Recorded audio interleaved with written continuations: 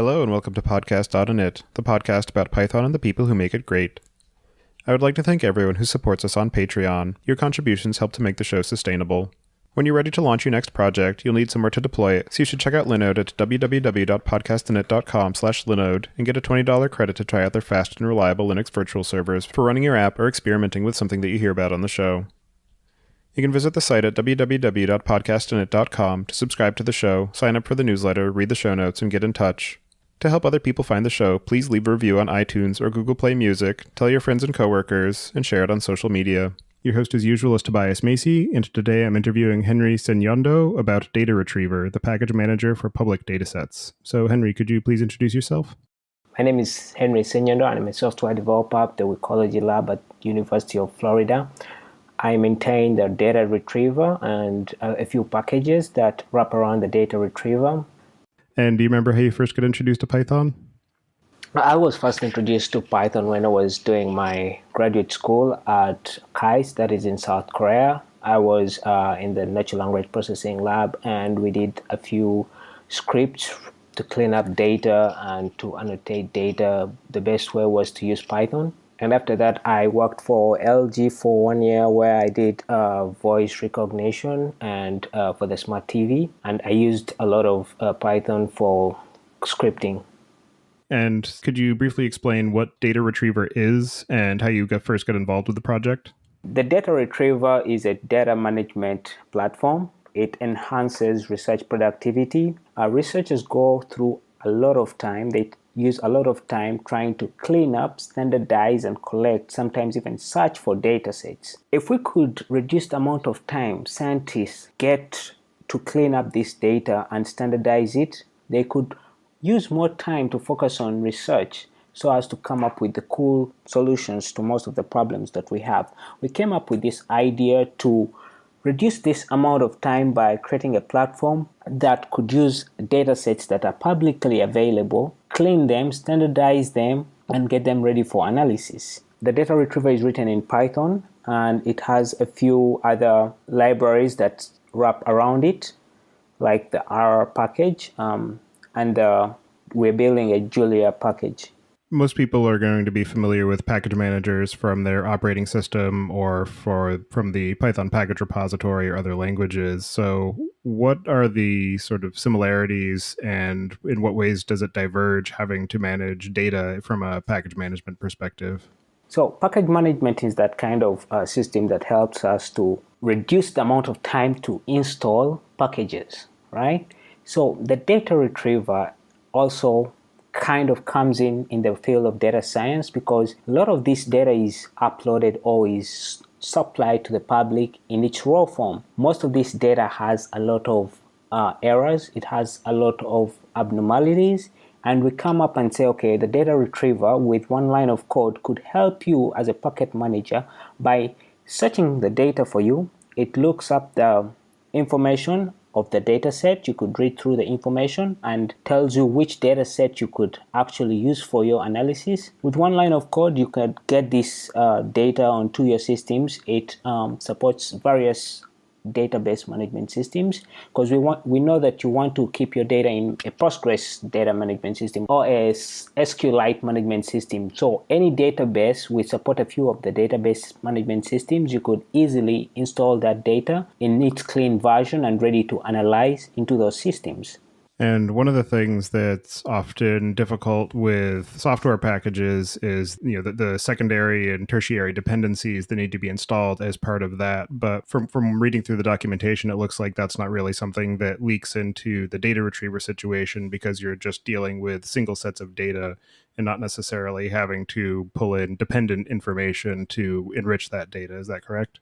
That is correct to a certain point because the data retriever also uses other libraries. So the data retrievers, Python has got this awesome packaging management system whereby you could describe the requirements, the required dependencies for the retriever that are going to enable us to pre-process data. For example, the JSON engine, MySQL engine, Postgres engine, all these engines have certain drivers that the retriever depends on. So we have to make sure that these APIs are also working perfectly, or these dependencies are working perfectly. And are there limitations as to the kinds of data sets that can be packaged and installed by Data Retriever? So currently we handle tabular data. Tabular data is delimited data. And then we also handle spatial data. And these are the main data sets that we're looking at, spatial or tabular data. However, when we talk about the scalability, when it comes to tabular data, we've handled most of the processes needed for a clean data set to be analyzed. For the spatial data, there are lots of preprocessing that are taking on, there are lots of developments that are taking on in the spatial environment, and we're trying to scale that up to a good amount of preprocessing. When it comes to the domain, we basically handle various domains of datasets. Initially, we started with ecological datasets, but currently we support all datasets as long as it's a dataset and it's defined clearly by a given standard. The retriever will install that dataset for you in the specified engine or in the specified database management system. And are the majority of the data sets that are currently packaged by Data Retriever within a certain bound in terms of their size? And what are some of the challenges with the data sets as they start to grow beyond a certain point? The challenge is speed. We do have some engines that work optimally with that. As datasets get larger, obviously the time required to download them and install them becomes larger. But currently we are really performing at a good optimal standard. And are the target systems generally people's individual laptops or desktop computers, or do you also have data sets that are targeting a more distributed or larger compute cluster for being able to analyze the information? So here at this point, I think we're talking about the size, and most data sets are not that huge, but the data retriever is size independent. It could handle any size as long as your laptop or your computing machine can handle that. And as long as they're providing it, because it's just a pipeline. And with the pipeline, we have designed it to have no limit because we're not reading all the data sets in memory. And for somebody who is working on building a set of scripts or the preparation involved in installing a data set, what are the steps involved? And from what I was reading too, it looks like you're using a standardized data format for actually simplifying that process.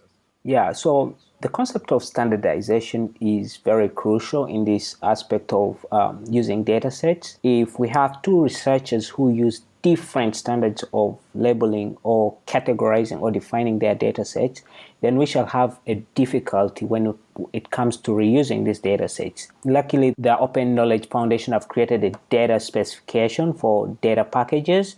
This helps us to standardize how you describe your data. With this specification, people can plug in your data to most of their products or software. And with that help, if you have a JSON package, basically the packages are in JSON format.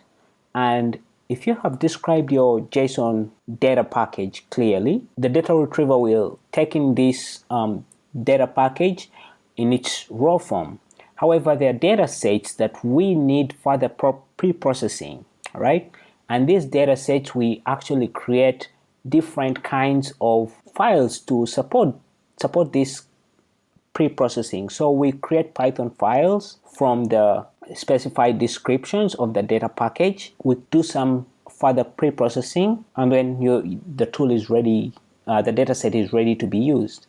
When I was reading through the documentation, and as you mentioned, there's the R and the Julia wrappers around data retriever. So I'm curious how much of the logic is contained within the Python library and how much of it needs to be shared between those additional language implementations. So we have the core functionalities developed in the data retriever in the Python software, in the Python tool. And all these packages, we have the R data retriever, which is wrapping around the core library, the core API, or the data retriever in Python. Then we're also developing a Julia wrapper. All these are wrappers, and they're trying to wrap around the core functionalities of the data retriever. So I'm wondering if you can dig into how the project is actually designed and the ways that it will parse the specification for how the data is intended to be installed and how you are able to support multiple different destination targets for the source data. So we use basically most of the programming design patterns like composition and inheritance, and we have engines, right? And these are specifications for how engines are supposed to pre-process the data. So the engines are kind of like plugins. You have an engine that you want to support, we can easily plug it in. Because we change a few specifications, then we have the core part, which is the main class that handles all these engines that we describes their schemas, right? Then we have the modules, the scripts, basically. From the scripts, we also have a definition of what the scripts contain, and that's kind of populated from the JSON data package. So the JSON data package populates the script class, and the script classes communicate with the main core part, and they define where to install the data set, which engine to install the data set. So if a user comes in and plugs in a new JSON package, that JSON package is transformed, is read and initiated into the scripts class. The scripts class communicates with the core platform, and based on the specified engine, we use the specified. Sorry, if a user plugs in his JSON data package, the data package is initialized or initiated as a script. The script then communicates with the core part of the retriever, which determines the engine that is supposed to be used. And at that moment, it defines the kind of schema that is used for that kind of engine. If it's Postgres or MySQL or SQLite, they all have different schemas. So that's the part. That's how the whole engine is, the whole software is set up. What have been some of the most difficult aspects of building and maintaining Data Retriever? So most of the complexity comes in with supporting various platforms, because we have to support people who are using Mac, we have to support people who are using Windows, we have to support people who are using Linux and other operating systems. But on top of that, we have also system or Python dependencies, or whereby somebody is using maybe a Python 3 program or a Python 2 program, and all these systems process data differently, or they function differently. And we also have complexities when we are trying to support backward compatibility, because when we release the software, many things have changed, and we need to keep our users who are using the previous software functional. And then the other problem or complexity that we have always found is dependencies, keeping up with dependencies, because people always update their dependency versions and their functionality, and this usually breaks down most of the tool. And I think those are the main problems that we face. And is there a sizable community around Data Retriever, or is it still in the growth phase where you're trying to get people interested in it and engaged in contributing new data sets to sort of grow the overall utility of it? Yeah, I have had quite a few people tell me they've tried the tool at a few of the conferences that I've been to. We're still developing. We're trying to enable more data sets. We're trying to get users to see the benefits of using the data retriever, and we're also enhancing it by putting more functionality, putting more scaling up the spatial pre-processing. And I think after some time, people are going to come on board and use the data retriever more often. What are some of the features that you have planned for the future that you're hoping to implement? So we are trying to include what we call the data weaver. So this is a tool that would help in integrating most of the data sets, because most of the researchers don't use the same data sets or individual data sets. They try to use data sets from other researchers and integrate these data sets to come up with a new data set. And we're developing that tool. Then we're also developing a Julia package for the retriever so as to also support people who are using other programming languages. And we are trying to, I think right now that's all that is going to be updated soon. When you were originally starting the project, was Python the only language that you considered implementing it in, or were you looking at other possibilities as well? So Python is one of those very, very important languages when it comes to data science. It's one of those languages that processes data very fast.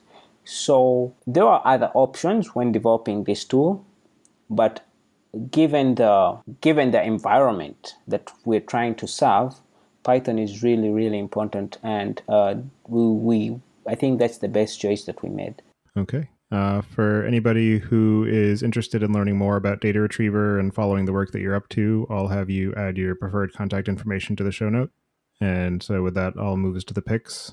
And for my pick, I'm going to choose a Bluetooth receiver that I picked up a little while ago for using to listen to podcasts while I'm commuting, and a set of headphones that I got to go with it. So I was looking at some of the different Bluetooth receivers available and some of the ones that are built to clip onto your shirt or whatever, and ended up finding this one that was a little cheaper than most of those and supported newer versions of the spec. And the only problem was that it was designed for use in cars, but I also found a little pocket clip that fits nicely onto it, so I can just clip it to my shirt while I'm commuting. So I'll add links to all those in the show notes. And with that, I'll pass it to you. Do you have any picks for us this week, Henry? So the pick for the listeners is a movie from India that I always watch. I watched it last weekend, and it's called The Three Idiots. I hope you enjoy that movie. Okay, great. Well, I appreciate you taking the time out of your day to tell me about the work you're doing with data retriever. Definitely seems like a very valuable addition to the scientific community, and I look forward to seeing where you take it in the future. Thank you very much, and thank you for the time. Have a great night.